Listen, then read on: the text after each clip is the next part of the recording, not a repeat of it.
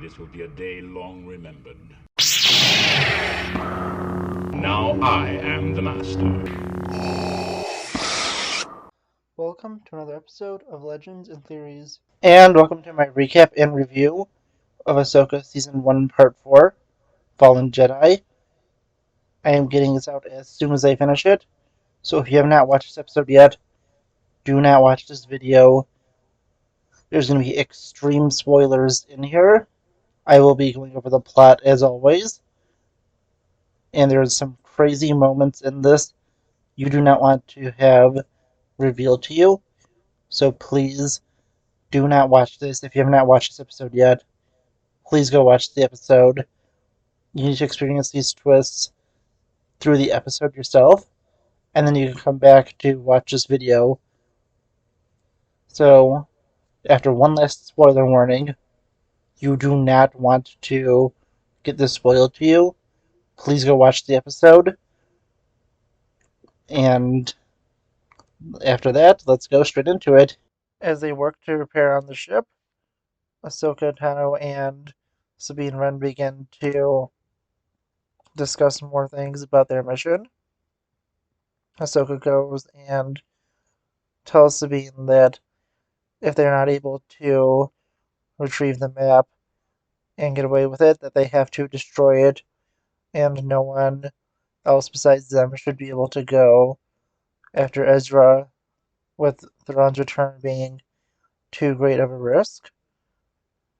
And although Sabine does agree to this, Ahsoka can't tell there is conflict in her. Huyang comes out of the ship and prepares to work on the outside as the forces of Morgan Elsbeth go out and are able to track down the Jedi shuttle. They send a message back to them and wanting to distract them long enough to get the hyperspace coordinates. Morgan Elsbeth and Balin School send out Shin and Merrick to go and distract Ahsoka and Sabine with a group of their forces. As Sabine prepares her Mandalorian armor for combat, Ahsoka goes up to her and gives her a little assistance. She then goes and tells Sabine how important it is for her to go and make the decision that is best for everyone and the galaxy, and that she cannot be selfish in her decision making. Huyang, while working on the outside, is ambushed by an HK droid, and he is not finding a way to defeat him or be able to call out for help. He quickly realizes that he can just cut the power, and this alerts Ahsoka and Sabine something is wrong. They come out and are easily able to dispatch the forces sent after them, and decide to go after the map now, leaving Huyang behind to repair the ship, with Ahsoka telling him that his top priority is to repair the communications. Knowing someone has to do something, Hera and her son Jason go alongside some New Republic X-Wings led by Karsten Teva to go and try and prevent Thrawn's return. Morgan Elsbeth then goes and opens the map and uses her crew aboard the ship to begin to map out the hyperspace route using the massive map as a guide. Merrick and Shin now have reached Ahsoka and Sabine and go to battle them. Sabine goes for a rematch with Shin, as Ahsoka goes with a rematch with Merrick, and the battles are going not well in either favor at first, as Sabine is going and blasting at Shin from a distance, and Ahsoka is defensively testing Merrick. After using a Force Blast, Shin manages to disarm Sabine of her long-range weapons and her helmet, and she's forced to go into lightsaber combat as Merrick goes and tries to intimidate Ahsoka with his spinning blade. Ahsoka goes, quickly slashing across him, giving him a fatal wound, and a green mist comes out of him as he slowly dies. Sabine tells Ahsoka to run for it and go get the map, which she does, and Shin taunts her, telling her that she just made a major mistake. Morgan Elsbeth now goes to the Eye of Sion to make sure the calculations are correct and leaves Balin behind to defend the map. Ahsoka reaches the map and confronts Balin. Balin goes and begins to tell how Anakin spoke very highly of her and asks her why she left the Jedi Order after Ahsoka tells him that she's not here to talk and ignites her lightsaber. She goes in and begins to battle Balin as the map continues to give them the hyperspace coordinates. Ahsoka continues to get close, but Balin, playing the defensive game, goes and pushes her back, not wanting to kill her, but also not wanting her to reach the map. Back in the forest, Sabine and Shin continue to battle until Shin manages to fully disarm Sabine. Sabine tries to at first use the Force, and Shin continues to mock her, telling her she has no power, but using this as a distraction. Sabine uses some of her Mandalorian weaponry on Shin to also disarm her, knocking her lightsaber out of her hand. Ahsoka manages to push Balin back, getting in a lucky strike. She rushes towards the map and grabs it. She is quickly burned by it and is forced to drop it. At the same time, Shin uses a smoke pellet to escape from Sabine, and Morgan Elsbeth becomes frustrated as, with Ahsoka removing the map, she no longer has the hyperspace route, so the coordinates can't be completed. Balin begins again on a powerful attack, pushing Ahsoka back.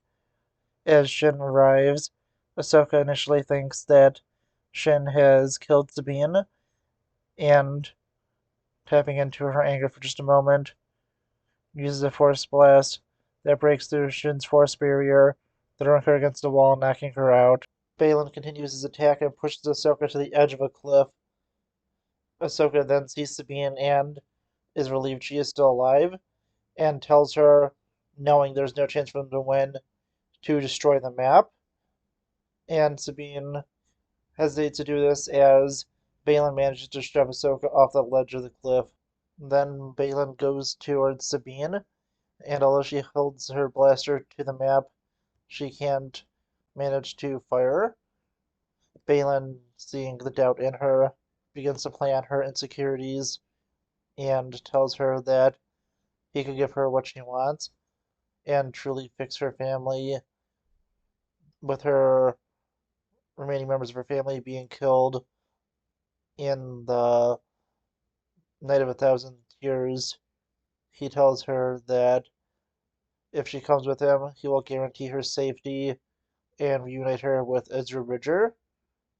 Sabine has extreme doubt in her and is struggling to do what is right versus what she wants. She ultimately gives in and gives the map to Balin. Sabine then falls to the ground choking as Shin grabs her in a force choke. Balin tells his apprentice to let go and he has guaranteed her safety. Reluctantly, Shin obeys her master and they go and activate the map once again, going and fully completing the hyperspace route.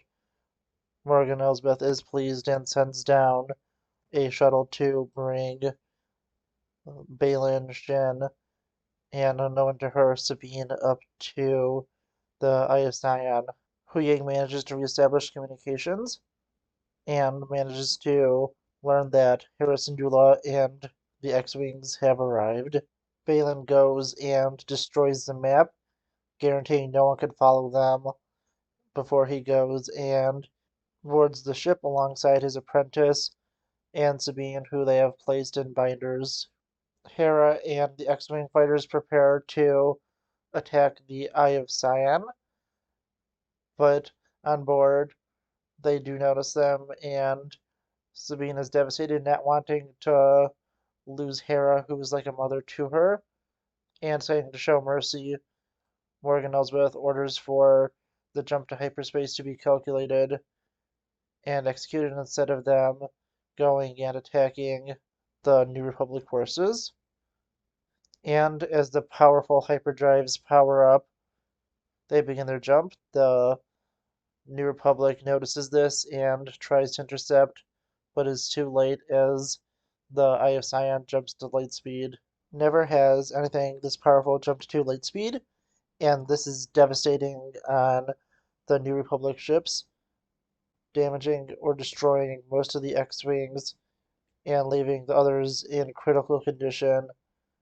The Ghost also has not done well, and Hera and her son Jason could only watch in horror as the Eye of Sion flees from their galaxy.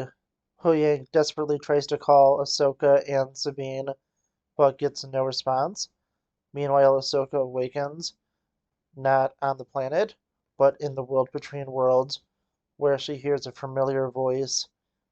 Turning around, she sees her former master, Anakin Skywalker, standing there and greeting her. And oh boy, that was a truly incredible episode. And even though the Merrick thing was a little disappointing, with them not really having him beat anyone, and seemingly is some kind of zombie or something kept alive by Night Sister magic, I still think that this episode was insanely incredible. Honestly, I can't believe that we got Anakin this early into the show. And even though this is episode 4, we really are only 3 weeks into this. And honestly, I was just so glad to see Anakin Skywalker in this. It's awesome to see Hayden Christensen, and I so hope this was not spoiled to you by anyone. And yeah, honestly, I seriously just couldn't believe that specifically happened. I also think it is really interesting that Sabine actually gave in and, if she was, well, force sensitive, fell to the dark side, giving in to her selfishness and want to see Ezra. And I'm sure Ezra will be horrified by what she did in his name and would be betrayed by him. It is pretty interesting to see, and I honestly can't believe that they went this way. It is pretty interesting. I want to see what the consequences are of this and just how bad Sabine will feel when Thrawn eventually does return and she knows it is all her fault. Going into other things, I love the lightsaber duels in this. With us having multiple lightsaber duels, it was truly incredible. All of them felt really well done, and it was really interesting. I just seriously can't believe that this show has just been so incredible.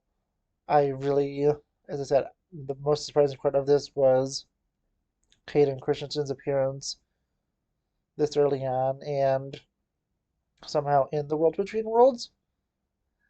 I'm can't wait to see what the explanation for this is, and it does seem that he has Darth Vader's lightsaber on his belt, so I'm interested to see what that is. If it's supposed to be Anakin with both sides of himself at peace, or if it is some kind of dark timeline Anakin where he managed to beat Obi-Wan on Mustafar and is going to try and conquer from like a different timeline or something. Who honestly knows? That probably will be pretty crazy if they do that. No idea how they'll make that work, but it is a possibility. And it was, well, I would think the CGI isn't perfect on him for de-aging. It still is really interesting, and I honestly think that it would be cool to see a few other actors, maybe Ewan McGregor and maybe even Natalie Portman, be there to have a few flashback scenes. And I think the next episode will be, if not exclusively, almost fully set in the world between worlds. Oh, also Ian McDermott would be also to see as Palpatine in that. But I think it's going to be almost exclusively set in the world between worlds. Have a lot of flashbacks, and maybe even we'll see Thrawn and Ezra's backstory. I'm not sure, but it just looks like it's going to be an insane episode that will heavily feature Anakin Skywalker and will probably serve as a sort of recap to people who have not watched the Clone Wars. There's a lot of people who don't want to watch stuff that it's animated, and I also think it's just a really dumb mindset. I'll probably talk about this in a separate video. This is my thoughts on the animation is for kids thing. But yeah, just going back to this, as I said, this was truly incredible.